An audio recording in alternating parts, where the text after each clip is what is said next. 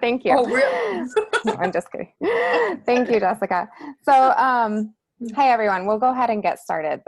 My name is Stacy Macris. I'm one of the co-presidents of our Friends group this year, along with Carrie Chappie, who is also on this call. We're happy that you're here, and I see quite a few new names and faces. So, Friends is an independent organization. We work closely with Birmingham Public Schools administrators and staff to maximize the potential of all of our students. So we put on a free content-specific monthly meeting every month during the school year. It's almost always the first Thursday of the month, and this year all of our meetings are virtual. The meetings are free and they're open to the community. The schedule can be found on our website at friendsofdifferentlearners.com.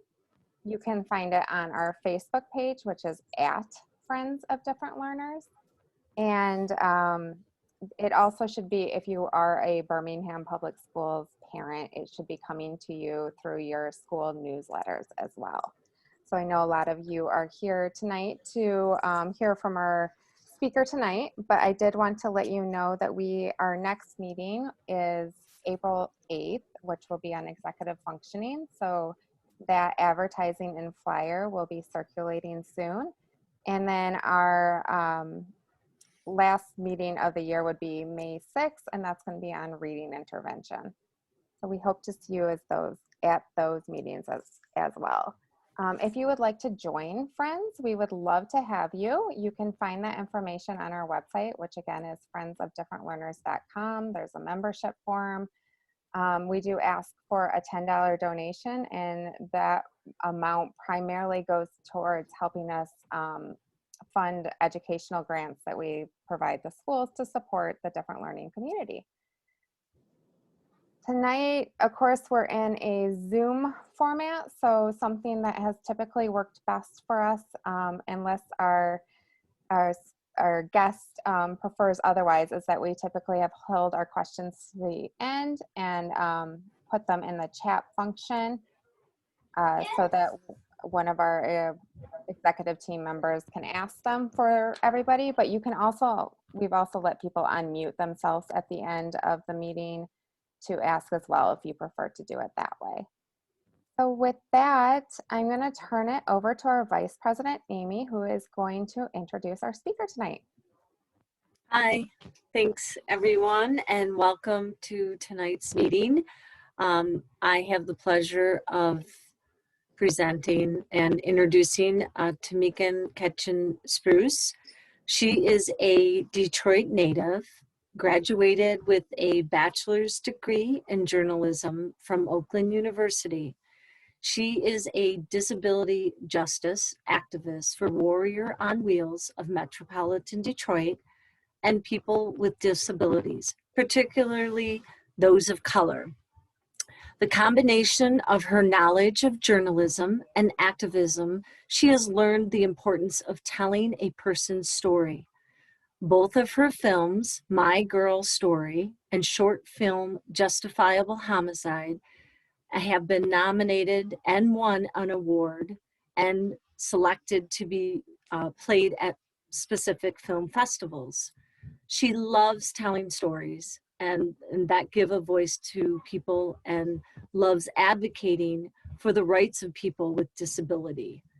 The disability community, family members, and those who love us are a huge group of people that together can change outdated laws and bring attention to inequalities within our community, is one of her powerful statements, just one of many. So with that, I would like to introduce our presenter this evening. Yes, thank you. Thank you for inviting me. I'm really excited to, talk about the topic today. So I have a presentation, so I'll be able to share my screen.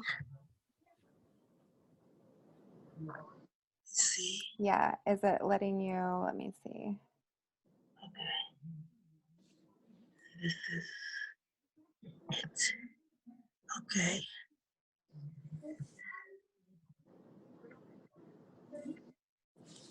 All right.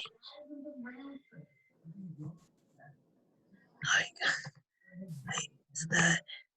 I'm sorry. Oh, 1 second. Started the rogue slide. Give me 1 minute. No problem. It's just.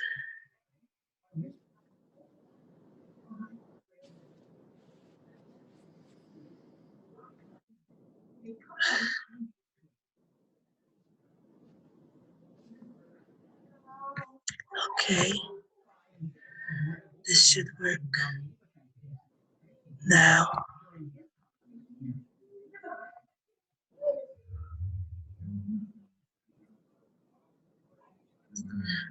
Okay.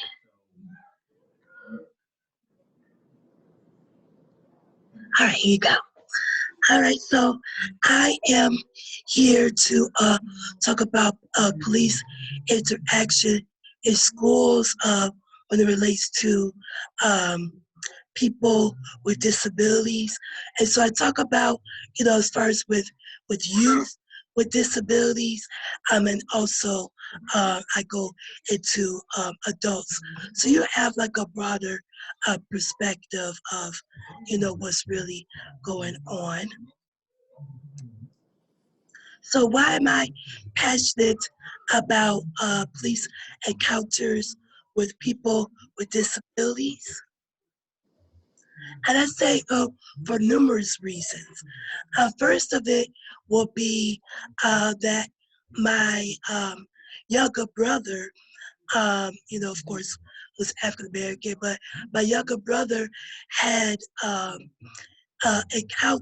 negative encounters with police. I was born in Detroit, however, I grew up in Oak Park.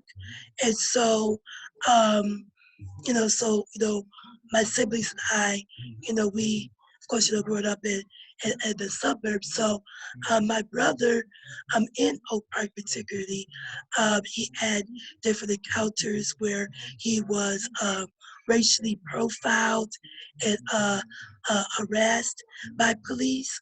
And so that really, raised my awareness. I knew, things occurred, but this was like before, uh, with Trayvon Martin, and when all the encounters started being more, becoming more aware of, and so those are really, really was like inspiration that really got me into, talking about police encounters or negative police encounters. So based on his as experiences, I wrote and produced a short film, Justifiable Homicide, which talked about the dangers of racial profiling from a suburban Black young man's perspective. Also, just recently this past year, I was an advisory committee member for Black Disabled Lives Matter rally, which was in Detroit. I also spoke about Black disability-related issues on WDET, which I specifically talked about um, the police encounters with Black people with disabilities. Also, a personal note, my grandmother had schizophrenia. And so, there were times where I had to help her and take her, to the hospital when she was in her crisis. And so just imagining, having one of those negative encounters, how devastating it would be would have to lose her due to that matter because of her schizophrenia. So I really, have a passion for that. I'm passionate about just equitable issues when it pertains to people with disabilities and people of color, because oftentimes, those issues intersect, and those experiences are different when you are a person of color with disability. And I'm, speaking as an experience. I use a wheelchair. I have a spinal cord injury, so I'm paralyzed from the mid chest down. So just looking at these, just based on my own experience being a Black young woman, really helped shape me looking at things and issues from an intersectional lens. And so this is me with my poster, Black Lives Matter, and I'm wearing Black Disabled Women Matter sweater to one of the protests that have been over the course of this summer. So I'm just going to talk a little bit about the state of Black and Brown youth with disabilities.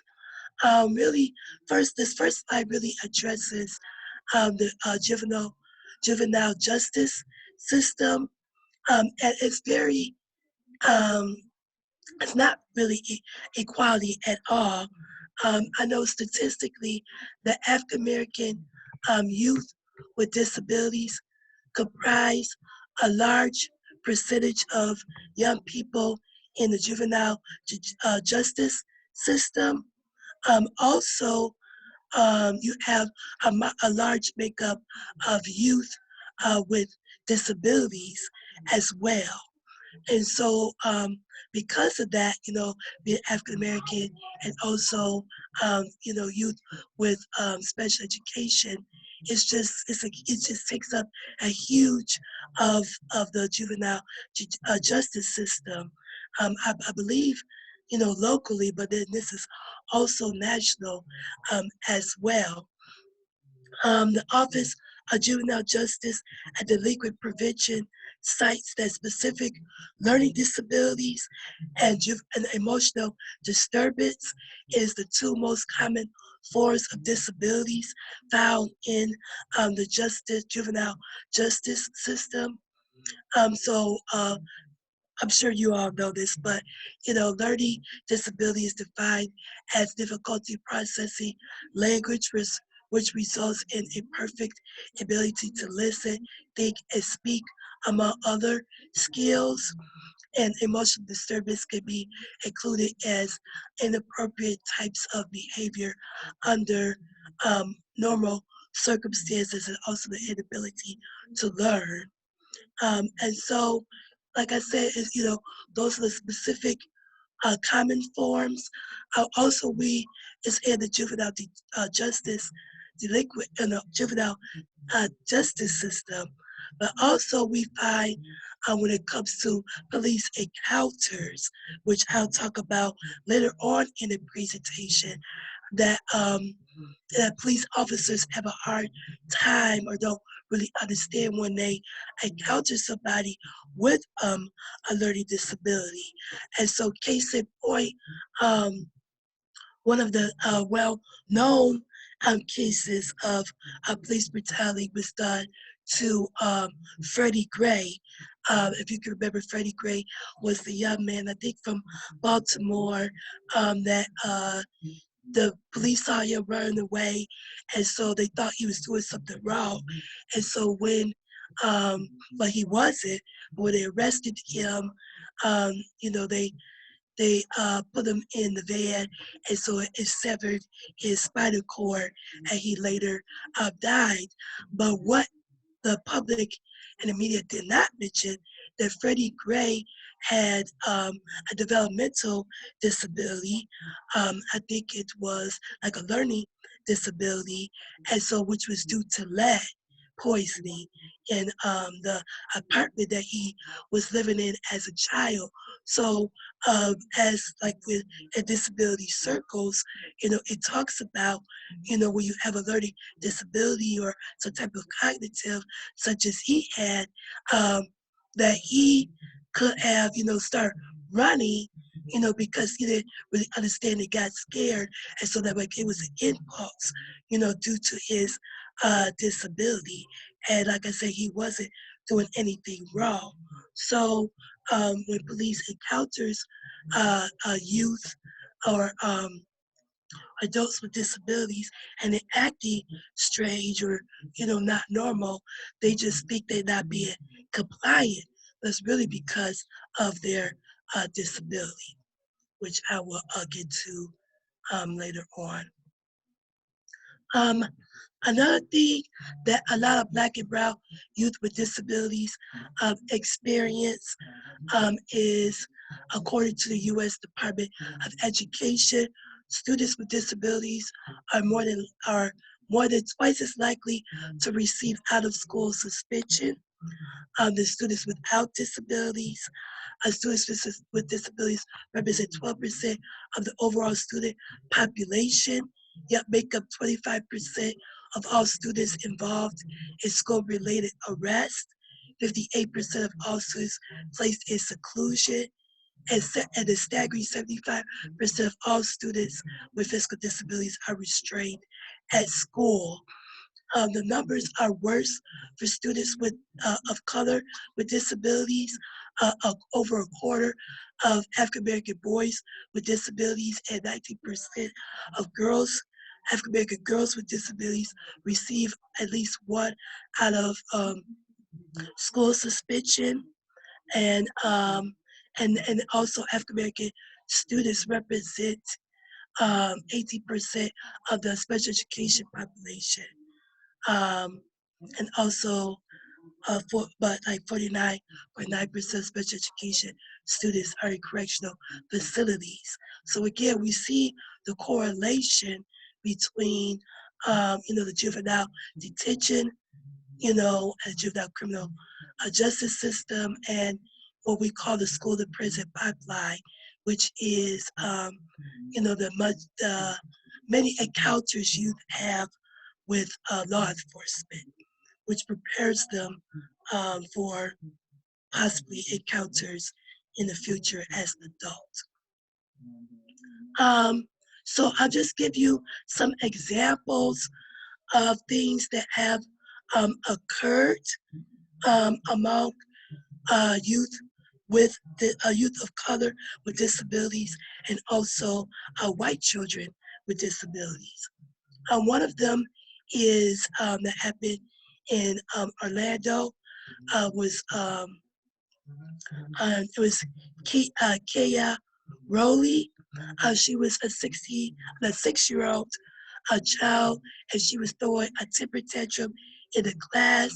It got kicked, and it kicked a staff member. And so this is when a school resource officer um, handcuffed her and put her in the back of a cruiser and took her to a juvenile detention facility. So, and that definitely made the news. And her grandmother said, how do you do that to a 6-year-old child because she kicked somebody? If I know all of you have children, and 6-year-olds do things, of course, that is not appropriate, but they just, acted out as a child. So there's many different ways to handle a child than handcuffing them and fingerprinting them and, mugshot and treat them like they, adult. And also, her grandmother explained that she had a sleep apnea. And so this could have been the reason why she was acting out in school due to exhaustion and lack of sleep. So that is an example of something that has happened. That's our grandmother, and that's Kaya Rowley. Another person was Nadia. She was a 6-year-old special needs a girl with ADHD, emotional disorder.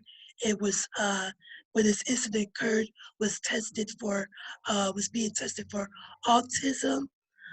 So she threw a temper tantrum as well in the classroom. And so the social worker felt she was out of control.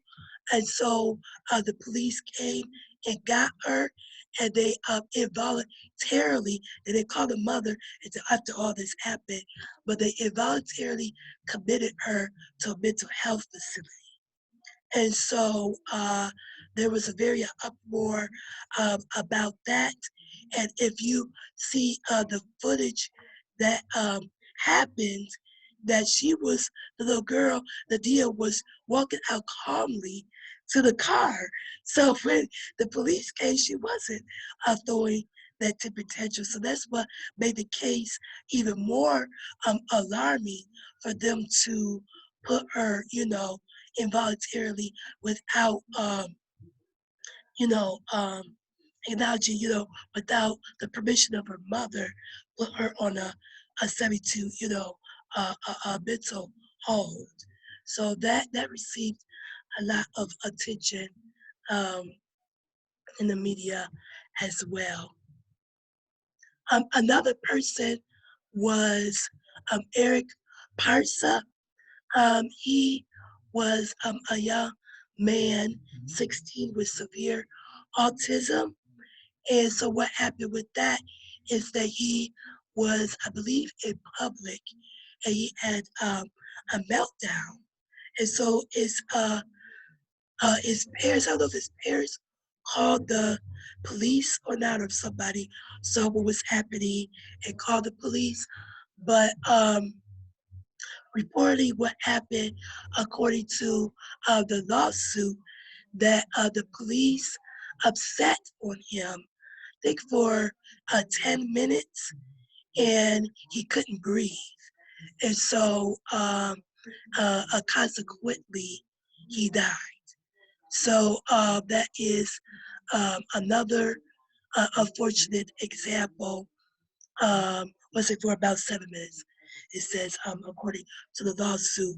So that's another example where police was not, trained and, you know, um, how to deal with somebody with autism, and he died consequently because of that.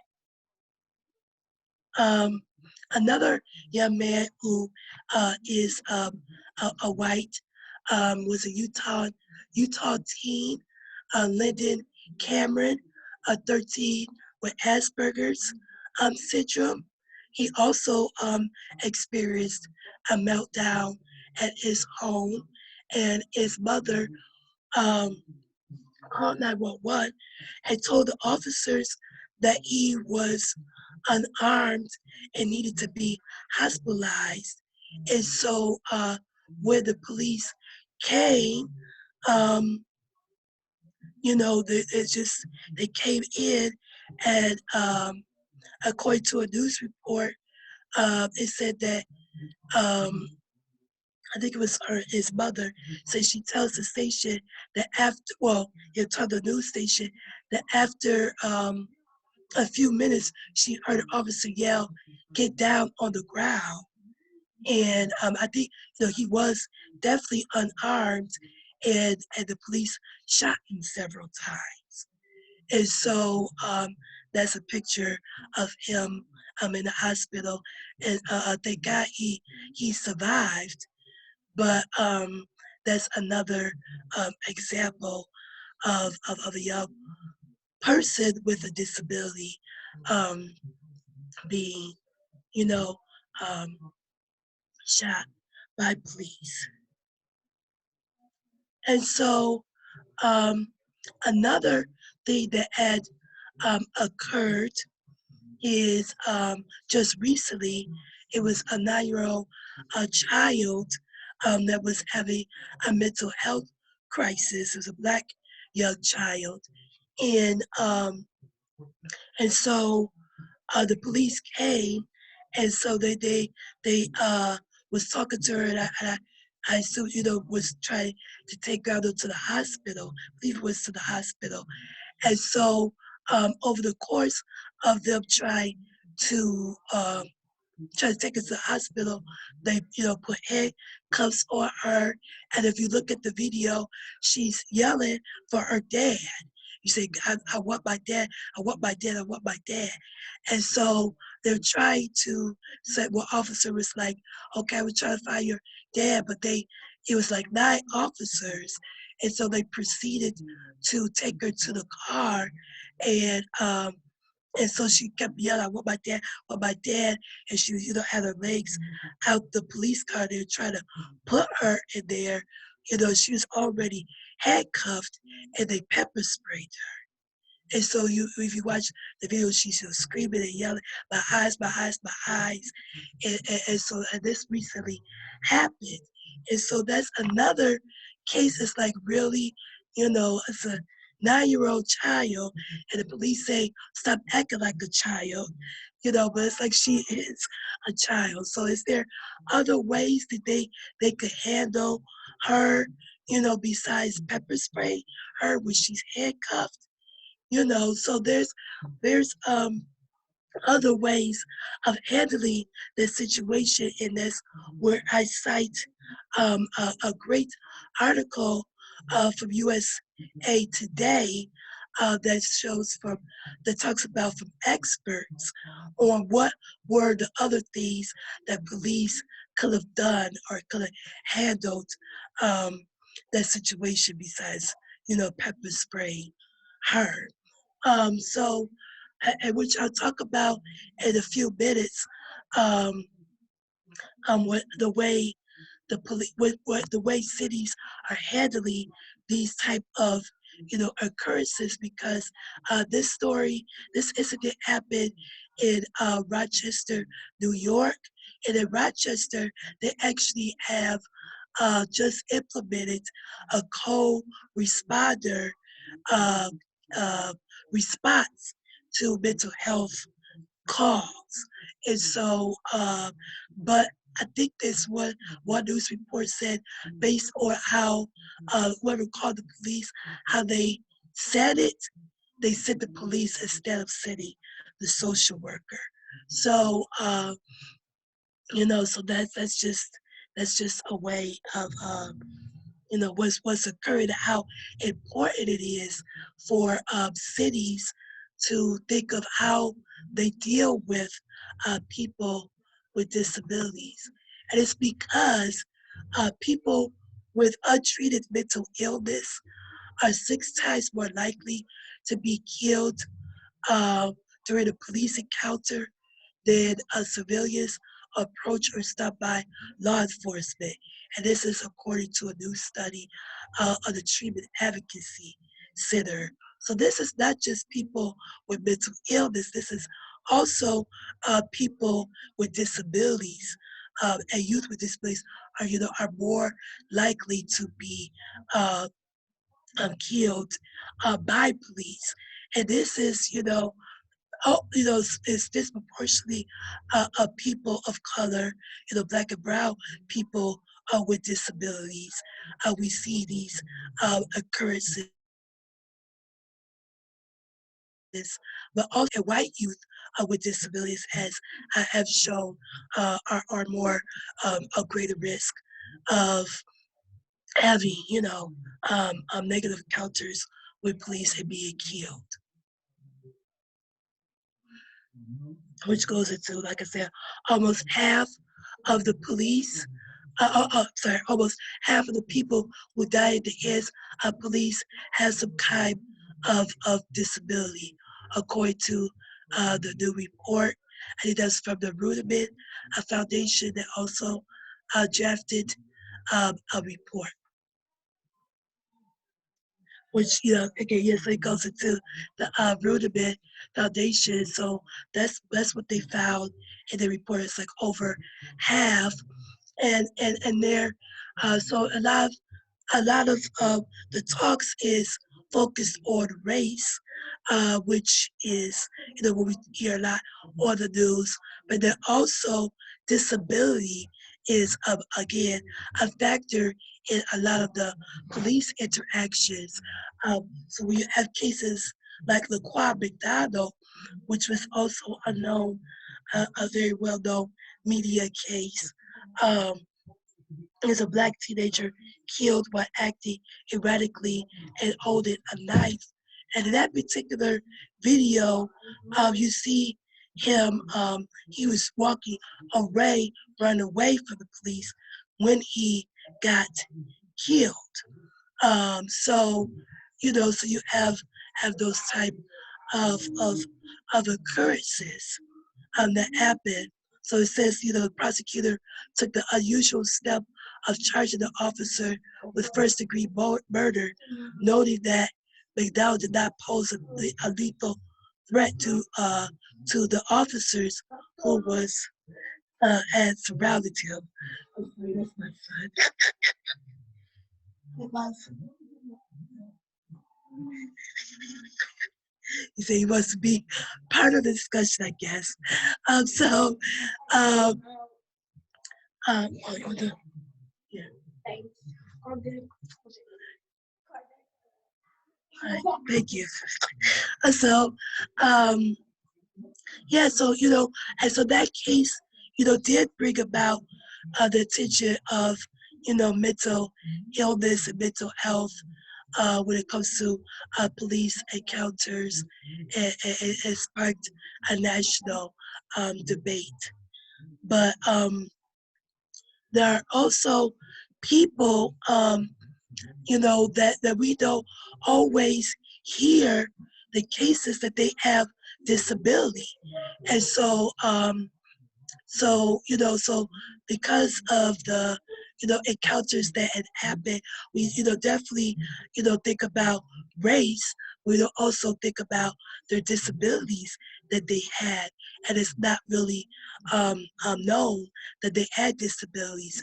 So here's a list of, well-known cases that we don't know that they had a disability. So like Sandra Bland, if you remember, she was the young woman that was uh, that died in, in the jail. They say because of suicide, but it is known that her family stated that she had epilepsy and depression. Also, we have Freddie Gray, which I also speak about before. He had a developmental disability due to be exposed to lead at an early age, and he also died from a severe spinal cord injury. We also have Tanisha Anderson, that was 37, and she had a mental health crisis, and while being restrained by police officers, with her face down. Um, she was murdered. Tamir Rice, that's also a well-known case of the young man, the young boy that was holding a toy gun. Um, he had emotional disability. Another case, Edsel Ford, 25. He had bipolar disorder, depression, and schizophrenia. He was shot dead by LAPD officers during an alleged struggle. And also another person which I mentioned before, the Quan McDonald. Also, another young man, Jeremy McDowell. He was paraplegic, spinal cord injury, and he was shot 4 times by police officers. And then, so it goes on and on and on. So, just it's, and so these cases show the interconnections, or of intersection of race and disability. And I'm not saying, like, if somebody has a gun, of course the police has to come and they have to react. You can't put people in lives in danger, whether they have a disability, if they have a disability or not. So I'm not saying that. But, many cases like these people were either unarmed or running away, and also they had disabilities. So when the police had these type of encounters, they could have reacted because of, of their disability as well, when the police did not, take that into an account in how they handled the situation. So it's like what now? What are some of the solutions to this? Because I think we all can agree, or mostly all of us can agree, in the national discussion, that it's not fair, for if somebody is in a mental health crisis, or if they have, a autistic, or if they, deaf or hard of hearing, or or they have a cognitive intellectual disability, that is really fair. It's not fair, that they are increase their chances of being killed by police.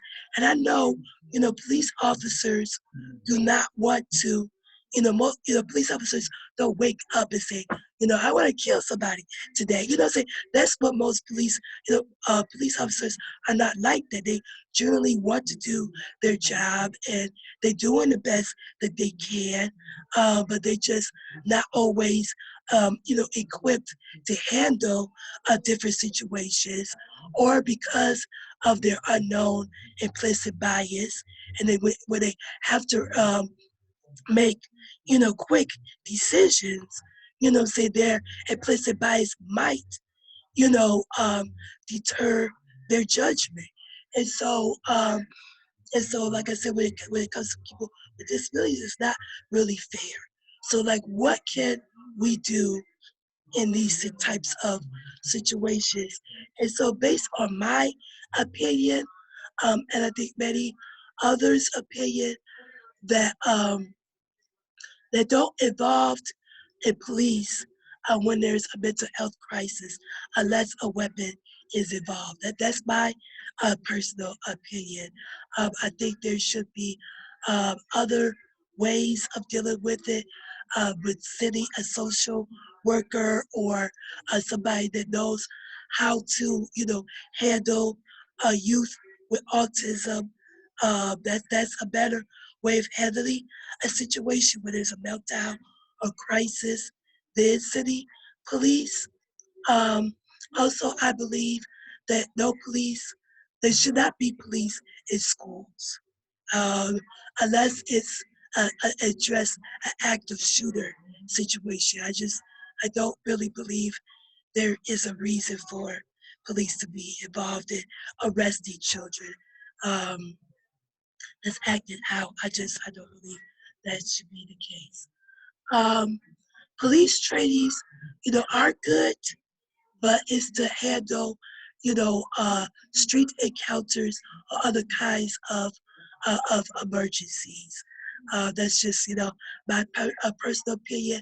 Now, when I talk about in a few minutes the different ways the cities are handling that, there is some cities, such as Detroit, are training police officers on how to deal with mental health calls.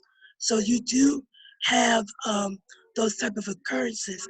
So if there is a mental health call that comes in, that trained police officer only, will only go to those calls.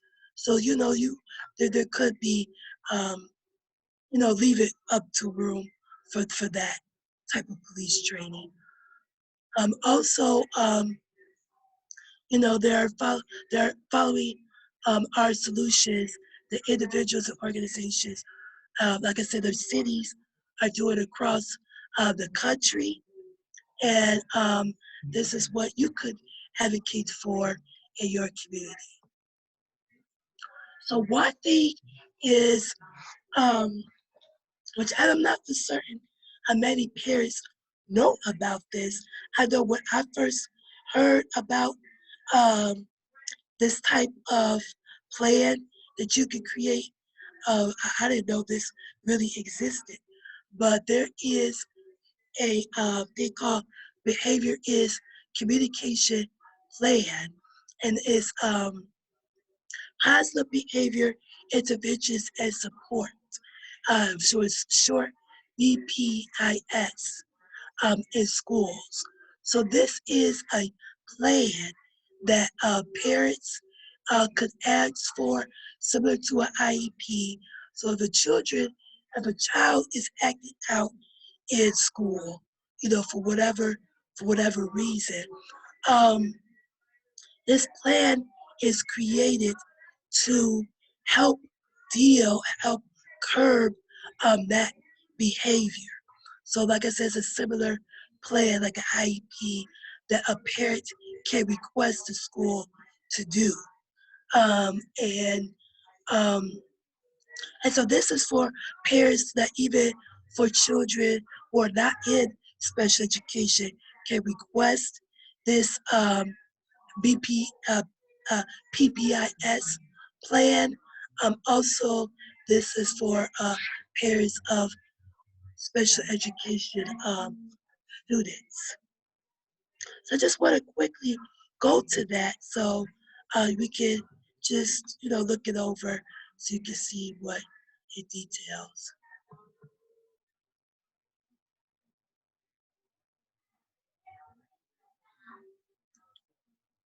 Okay. So, like I said, this is, a great behavior plan. According to U.S. Department of Education, BPIS includes preventative and responsive approaches implemented with all students in the classroom and identify to small groups or individual students. So Mrs. this is Spruce, I don't think we can see what you're sharing now. Can you oh, guys see the behavior plan? It's probably just linked to your presentation right now instead of the link. You might have to share that separately. okay. Let me see. Let me stop and share. Okay, I'm gonna share again. Okay, I think this is okay. I'll second.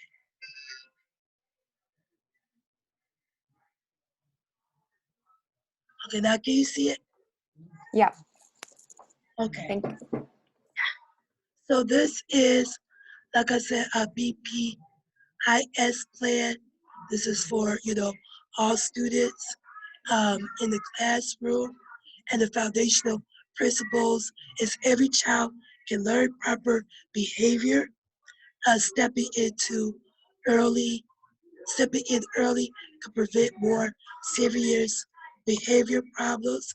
Each child is different, and schools need to provide many kinds of behavior support. This teaches, how schools can teach behavior should be based on research and science.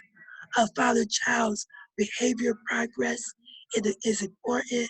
Schools must gather and use data to make decisions about behavior problems. So there's 3 tiers to this, ways to support students and staff in school. Um, how this helps students is that a child's disability may affect their behavior. Also, we know with sensory disorders, may not be able to handle noisy spaces with people and retreat under their desk. So there's many different reasons why children may act out. And this is one of these that I learned from my documentary, My Girl Story, which tells the story of 2 African-American girls from Detroit, um, that children, when they act out, it's just it's a way for them to communicate because the children they don't have the ability, to say this is how I feel. They're not going to communicate and verbalize that with you. So when you see a child acting out, for numerous reasons, it's something else going on that needs to be addressed. So we have to, based on this plan, is to, successfully, you know,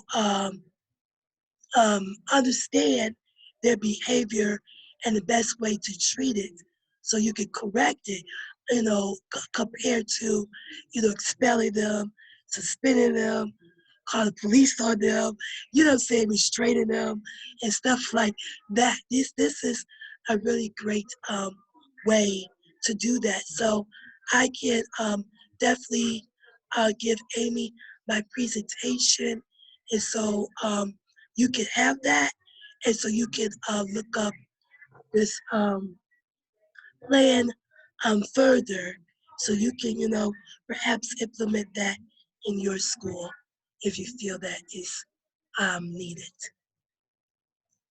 Okay, I'm gonna stop sharing my screen and go back to my presentation.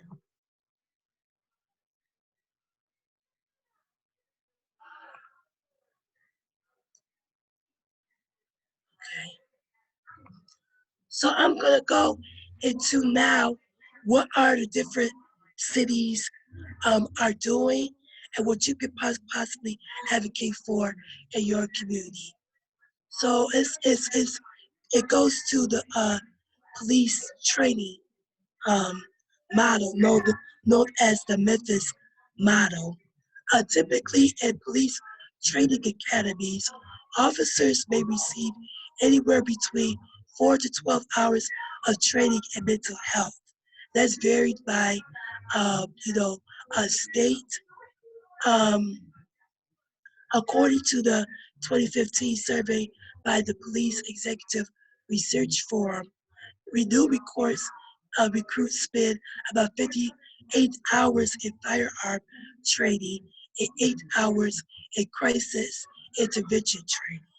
So, that shows that they need to be, trained more, and how to deal with mental health um, cases.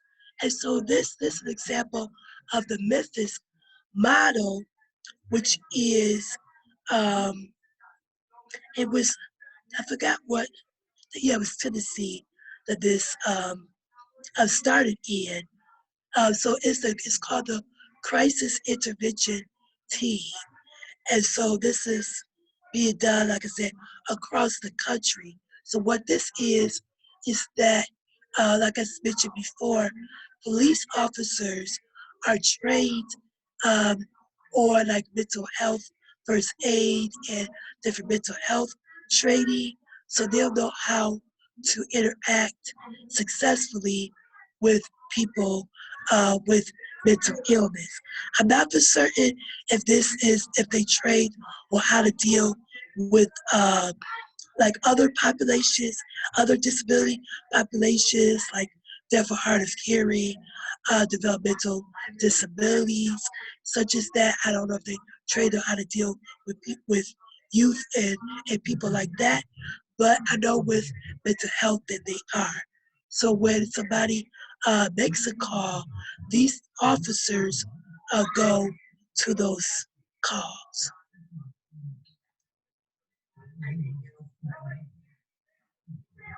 Um, Another um, response is the I think I missed that slide, but it's the co-responders model. So with the co-responders model is that you have trained, qualified, professional social workers that will go with police to the calls. And so usually like the social worker goes to the calls, and then uh, and then maybe the police goes with them, and just wait in a car. They might check out the situation, make sure it's safe, and then they let the person do their job. So that's another model that cities are adapting. Another model is seeing police as a public health response. So so it's not necessarily more training, but it's really seen as um, part of the public health system, and is working with like community-based violence interrupters and mental health professionals. So, like, if there's a call to 911, you will have, like, somebody's having a mental health crisis, a mental health professional comes out. And somebody having, conflict with their neighbor, like somebody that deals with conflict resolution, or violence interrupters might come out. Somebody is having an overdose or drugs, you have um, um, somebody that deals with, you know, that type of issue will go out. So, so that's kind of seen as a public health response model, and that kind of correlates with defund the police. And I want to make a note about that because I know there's a lot of uh, misunderstanding or a lot of thoughts, I'll say it like that, a lot of thoughts around defund the police. But basically, what it is reinvesting taxpayer dollars into community services. So, because, crime sometimes is based upon other social issues like poverty and and things like that. So if you don't have access to you know to recreation centers, if you don't have access to adequate housing, if you don't have access to basic needs, sometimes those things can lead to crime. And so the thinking is, if you invest in services like community uh, uh, things, then crime will go down, and the community could be even more safer when you address the root causes of crime. Also, um, it's also, like I said, seen as like a cohesive model. So we would, use some of the dollars that we use to police departments and put it to mental health. Put it towards drug addiction facilities. You know what I'm saying? Just put it into other services. And so, that when somebody's having a crisis or having an issue, those people can come out to those calls. And so police is just reserved to actual crimes, like burglary, you know, uh, um, murder, different, like real crimes. The police would do that, and other people, professionals, will deal with other issues that occur. So, so that's really what people mean by defund the police. I also want to make a note that I found in this great article that there is in 2022 a national number um, that will be created that people can call if there's, like somebody wants have thoughts of suicide and such, have a mental health crisis. Uh, Instead of calling 911, they'll call this number, the 988 number, and then that will send, it will connect to the local, whatever the local city has, and they will be able to respond. So that's something to look out for. And like I said, again, I can make these slides available, and you can look up that article that talks about it. So there you go. The co-responders model. So I did not miss that slide. So that's one of the models. Another well-known program was Cahoots, Crisis Assistance, helping out on the streets. So that's a two-person team, consists of a medic and crisis worker to respond to mental health crisis calls. So it's a really big national model. It started in Oregon, and so that's another thing that has been implemented across the city, across the country. and that successfully has worked as well. So, and speaking of the cities locally that are actually implementing these different types of models, is Detroit. Detroit has used the crisis intervention model, where um, that police officers are trained. So they give 5-day, 40-hour course, um, working on, dealing with how to deal with mental health crisis. So they have like role play exercises with officers and such. They also taught mental health first aid. And this is a partnership between um, the Detroit Police Department, Detroit Wayne County Mental Health, Mental Integrated Health Network, and um, National Association of Mental Illness Detroit chapter. So they came together and found funding to do it, and they're implementing this model now. So it's dealing with people who are with mental illness and those who are homeless. Another thing that's actually occurring is in Livonia, and this is like really um, recent, I think, based on the last with the article that I read, that they're going to go back to the city council is going to vote on it, but a lot of people feel like they want to implement this, but it's a program they're using the co-responder model, and so they working with um, I think another health agency to send people to the mental health related cause and drug addiction. So, and it looked like I said, it's going to pass. So that's something that Livonia will be doing pretty soon. And also, according to the article, Birmingham uh, Police Department is looking to implement that um, as well. So just to, recap that, people with disabilities, youth and adults are more increased chance to, you know, um, be killed by police. Um, and so that's even more when you are a young person, or a person, of color with a disability, and something definitely that needs to be addressed. And thankfully, it is more in national conversations.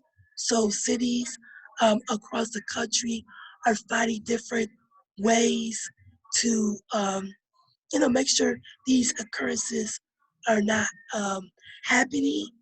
And so, based on, like I showed, the different models, you can, advocate for that in your own city.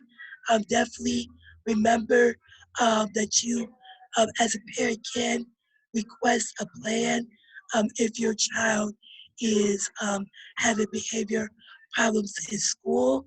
So, police does not have to, come out and do things.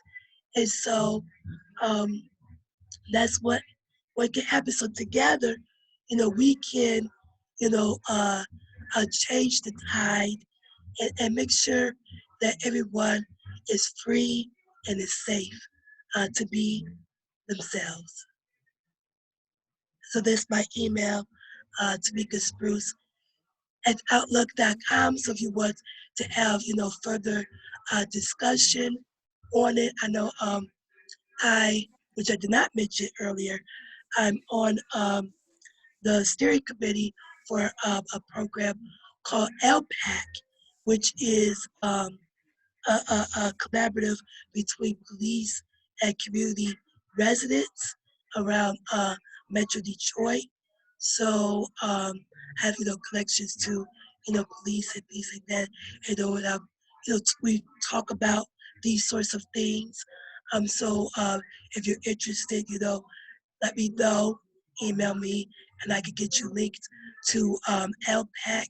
And also, I'm starting a criminal justice work group for Warriors on Wheels, a metropolitan Detroit. So we are in Metro Detroit are working on these particular issues of youth with disabilities and adults with disabilities as well, just to ensure, that this is not a common occurrence.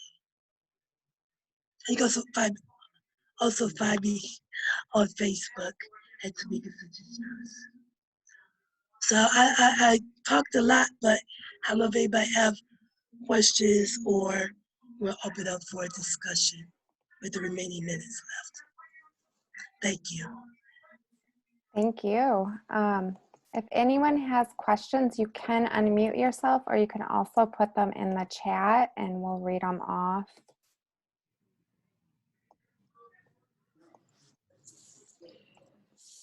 Can I ask Tameka? Hi, it's Catherine. We spoke on the phone when we were helping set things up here, and I'm so glad that you came today. It's great to hear your discussion and your presentation. It's so informative and so perfect for right now and everything we're going through. A question about the films that you did. Where could we find those?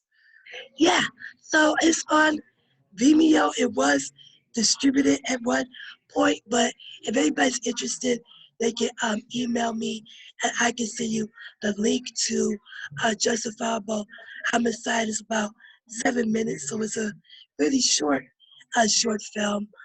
But with my girl story, I'm in the process of getting together community virtual screenings because I have a whole social impact campaign around improving the lives of Black girls with disabilities.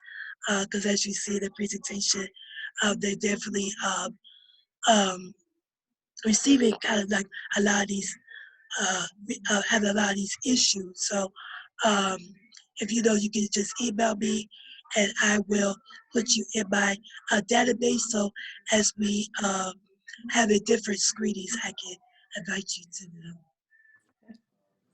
Thanks. We will get the links too from you that you had in the presentation so that we can share them with everybody. I know that you spoke about the positive behavior intervention supports, and at least in the Birmingham Public Schools, we do have, I believe they're called behavior intervention plans that do occur with the students. And I know Laura Maller, who is the director of our specialized instruction group, she was on this call, and I think she just had to drop off right before the end, but I was gonna try to ask her to speak about that a little bit because it's not my expertise, but I know families that have been through the behavior intervention plan process within our school district and had great outcomes. And they did a full exam of looking at the behaviors, just as you were saying, and what it really means, why it's happening, and then figuring out how to prevent those behaviors or what to do when they present to help that student in non-violent or, ways, like just as you had mentioned. So I've seen that firsthand through friends work very, very well.